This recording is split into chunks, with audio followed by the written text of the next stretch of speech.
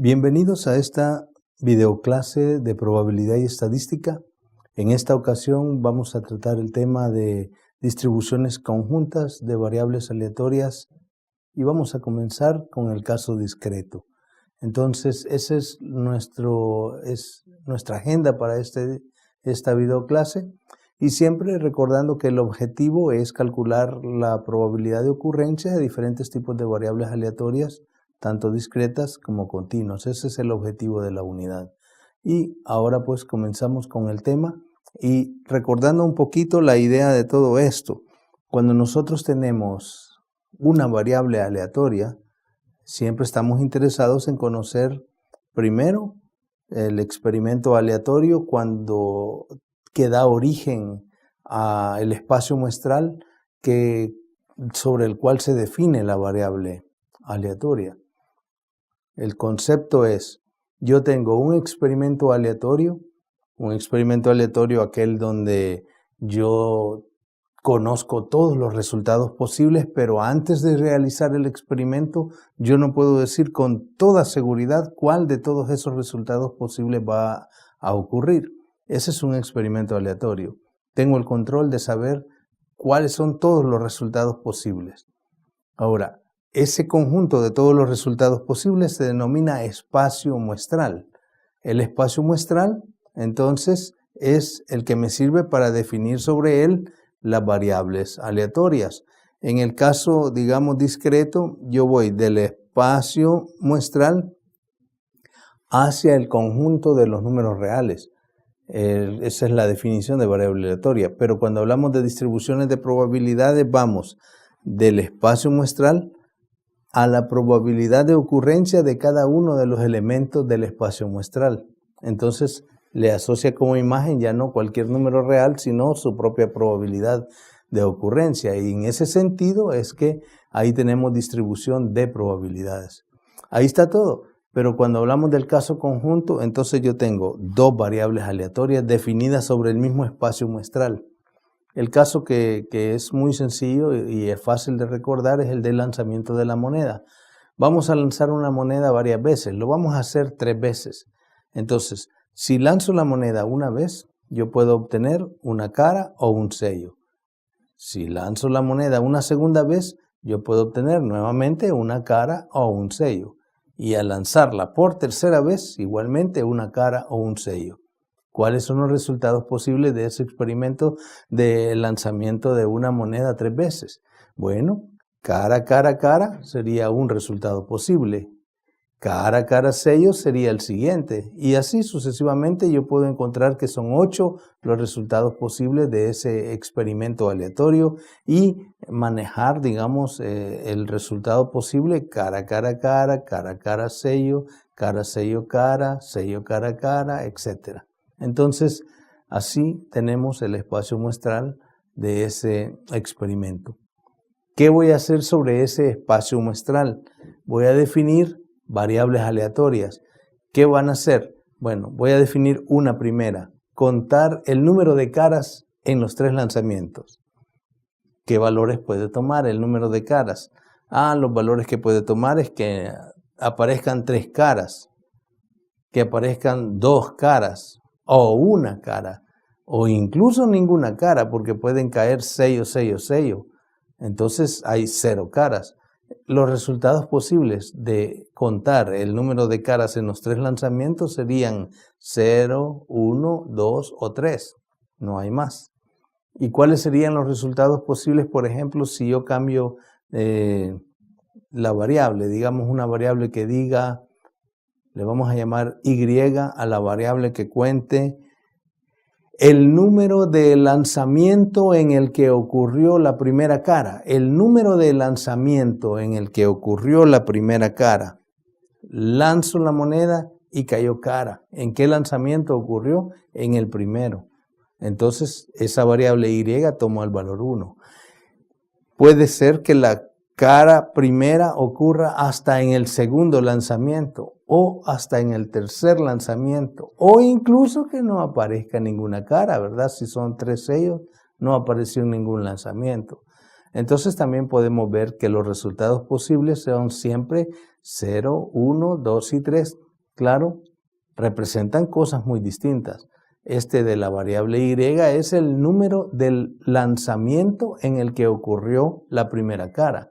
Y el de la variable X primera que dijimos era el número de caras que habían ocurrido en los 3 lanzamientos. Son 2 cosas muy distintas sobre el mismo espacio muestral y además me generan el mismo, digamos, subespacio, digámosle así, de valores, porque los valores de X y los valores de Y coinciden.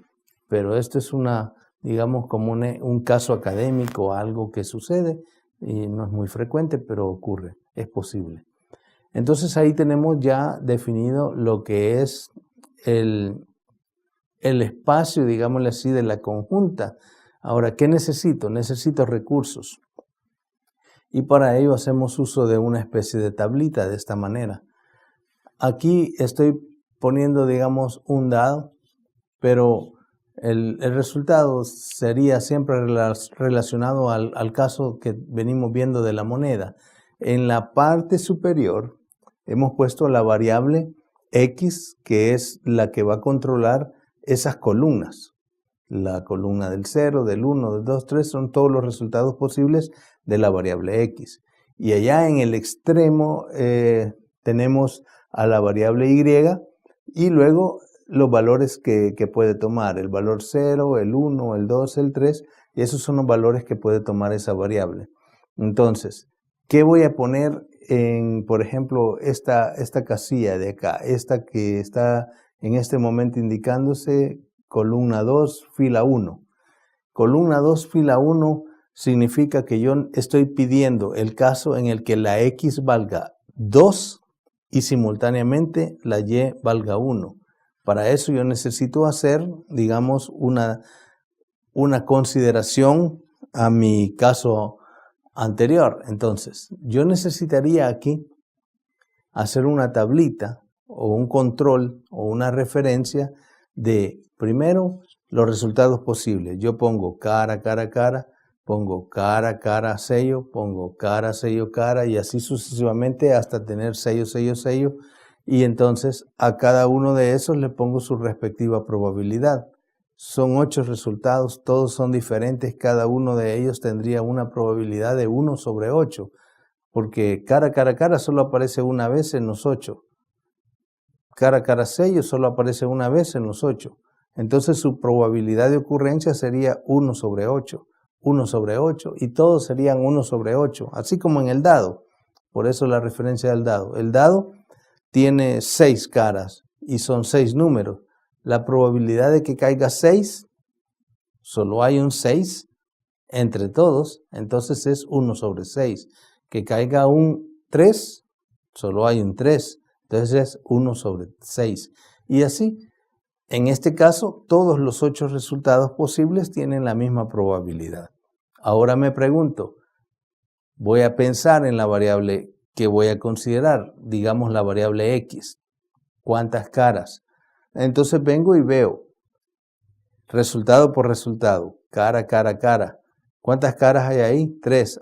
Entonces pongo un 3 en esa posición. Estoy contando el número de caras. Eso estoy asignando a una fila, digamos, abajo de la probabilidad, estoy asignando una fila para la variable X y debajo voy a asignar otra fila para los resultados de la variable Y. Voy a hacer el resultado de la variable X. De la variable X entonces veo cada resultado posible y voy contando el número de caras y eso es lo que anoto en esa fila para resultados de X. Y luego para resultados de Y yo veo en qué, digamos, cara, cara, cara, en qué posición se dio la primera cara, en el primer lanzamiento, en el segundo, en el tercero. En cara, cara, cara se da la primera cara en el primer lanzamiento, entonces le pongo un 1 a esa posición. Y así. Entonces voy viendo, digamos que tengo mis resultados posibles, abajo sus respectivas probabilidades, luego la variable X, luego la variable Y tengo los resultados de ellas. Entonces cuando yo tengo esa tabla, puedo pasar a esta para preguntar cuando la X valga 2 y la Y valga 1. Entonces voy a ver en la tabla que acabo de referenciar dónde es que se da X2 y Y1. Y veo todos los resultados donde se da X2 y Y1 Y entonces ahí se van poniendo las probabilidades sumadas de todos esos casos donde se da X2 y Y1. Donde se da X0 y Y0. X0 significa que no hubo ninguna cara y que Y0 significa que no ocurrió ninguna. Eso solo se puede dar uno en un caso de los 8, donde se da sello, sello, sello. Donde se da sello, sello, sello, ¿cuántas caras hay? Ninguna. ¿Y en qué posición ocurrió la primera cara? En ninguna, porque solo hay sellos. Entonces es 0, 0. No hay otro caso que tenga esa característica. Entonces solamente es 1 sobre 8 lo que iría en la casilla 0, 0, donde se intersecta columna 0, fila 0. Y así se van llenando todas las demás casillas, verificando en la tabla anterior cuáles son los resultados posibles de esto. Vamos a ver un ejemplo donde aquí tenemos ya, no está referenciado al mismo problema. Este es otro problema, pero tengo ya una tabla medio avanzada y quiero aplicar un concepto para poder llenar esta tabla de manera fácil. Esta tabla es una tabla conjunta, yo lo puedo ver porque tengo los elementos, tengo la X arriba y sus valores posibles, 0, 1, 2, 3. Tengo en el otro extremo, tengo la letra Y, que es la que indica la otra variable, y sus valores posibles, 0, 1, 2, 3, están con letras, números escritos en color negro para identificarlos de los que son los valores de probabilidad. Vemos que termina esta tabla aquí y hay una zona aquí donde es como un total, y aquí abajo también esta última fila es un total general de la columna y este sería un total general de la fila. Entonces yo puedo empezar a pensar, si yo sumo todos los totales de las filas, eso tiene que sumar 1 porque son todas las probabilidades. Lo mismo que si sumo todos los totales de las columnas, esos totales de las columnas deben de sumar 1 porque es el total de todas las probabilidades. No hay más. Esas son todas. Y ese es un concepto probabilístico, un axioma en probabilidades, que la suma de todas las probabilidades de la distribución siempre sume 1. Entonces ahí tenemos. Y yo tengo aquí, por ejemplo, que esto es 10 sobre 84 y veo que hay un espacio ahí en el 2, 0 que está en blanco. Si ya tengo que la suma es 10 sobre 84 y por esto también aquí es una sugerencia que ustedes cuando estén manejando fracciones procuren, para que no les complique la vida, dejar todas las fracciones a un mismo denominador. Así podemos hacer operaciones con fracciones de manera fácil. Por ejemplo, si yo sé que estos son 10/84 y en la fila veo que hay un espacio que está en blanco y ese espacio en blanco no sé qué valor es, pero la suma es 10 sobre 84, veo cuánto me suman los otros, me suman 4 sobre 84, lo que significa que para que se me sume 10 sobre 84, ese espacio en blanco deberá estar lleno con 6 sobre 84. Entonces puedo poner el 6 sobre 84 en esa posición. Al poner el 6 sobre 84 en esa posición, yo ya tengo todos los valores de la columna 2. Y puedo sumar y decir, entonces abajo es 6 sobre 84 más 12, 18 sobre 84. 18 sobre 84 en esta posición, y conociendo que la fila debe de sumar este total general de todos, que es 1, entonces puedo calcular este otro primer valor. Con ese valor yo puedo ver que me hace falta 1 en la columna y llenarlo. Entonces tengo ese valor. Con ese que puse, ya veo que en esa fila ya solo me va quedando 1 pendiente, que sería el de la posición 1, 1. Entonces puedo llenarlo y así voy completando la tabla. No lo he hecho en este ejercicio así, pero solamente para evidenciar que yo puedo usar una especie de razonamiento lógico para poder llenar tablas de este tipo cuando están incompletas. Y ese podría ser un buen ejercicio para el parcial. Bueno, veamos finalmente las definiciones de manera formal. Aquí estamos ya formalizando el concepto. Dice, definición. Sean X y Y dos variables aleatorias definidas sobre el mismo espacio muestral S, mayúscula. La distribución de probabilidades conjunta de estas dos variables es la que responde a todas las probabilidades del tipo, que la probabilidad que X tome el valor de y simultáneamente Y tome el valor J. Para Y, tomando valores entre los valores posibles de la variable X y J tomando valores entre los posibles para la variable Y. Esa es la definición de variable conjunta de dos variables. Si yo quiero ampliar esto a más de dos variables, es fácil. Digamos que tengo una variable Z. Entonces sería la probabilidad de que X sea igual a Y y igual a J y Z igual a K simultáneamente. Entonces yo ahí ya no tengo una cuadrícula sencilla, tendría una especie de cubo en el espacio donde yo tendría que estar llenando posiciones que intersecten X, Y y Z. Un poquito más complicado, pero se puede. Si tengo 4 variables, ya en el espacio ya no lo podría graficar, pero sí tiene sentido. Digamos que tengo una W. Entonces tengo la probabilidad de que X sea igual a Y, que Y sea igual a J, que Z sea igual a K y que W sea igual a L, por decir algo, por llevar una secuencia IJKL y XYZW. Entonces, ahí estamos, que ese se puede seguir, digamos, desarrollando ese concepto hasta N variables aleatorias. Y hay una teoría que lo explica, ¿verdad? De esa forma. Y es posible hacer los cálculos en el caso de más de 2 variables. Luego viene lo que, digamos, hacía referencia a estos valores de márgenes, de probabilidades en los márgenes. El 1084, el 3084 y todos esos que están en los márgenes de las filas y abajo en los márgenes de las columnas. Eso se llama probabilidad marginal. Entonces las conjuntas tienen probabilidades marginales, las que se calculan al final de los márgenes. Y aquí tenemos la definición. Dadas dos variables aleatorias X y Y sus respectivas probabilidades conjuntas de que X sea Y y que Y sea J, entonces la distribución de probabilidades marginal de X se denota por la probabilidad de que X sea igual a Y a un solo valor y ya no aparece mencionada la Y ahí.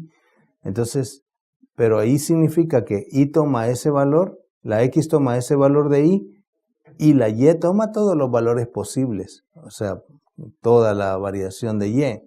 Eso significa que vamos a sumar todos los J donde Y toma valores desde el primero hasta el último de sus posibilidades y la X fija en el valor Y. Entonces eso me da la suma de todas las probabilidades, ya sea en columna en ese caso, ¿verdad? Porque es de X igual a Y y está variando todas las Y's. Y si lo quiero para la fila, entonces el que mantengo fijo es el y voy variando todas las primeras partes para que me dé la sumatoria en fila.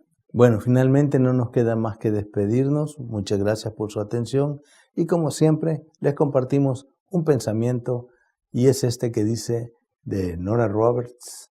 Dice, si no persigues lo que quieres, nunca lo tendrás. Si no vas hacia adelante, siempre estarás en el mismo lugar.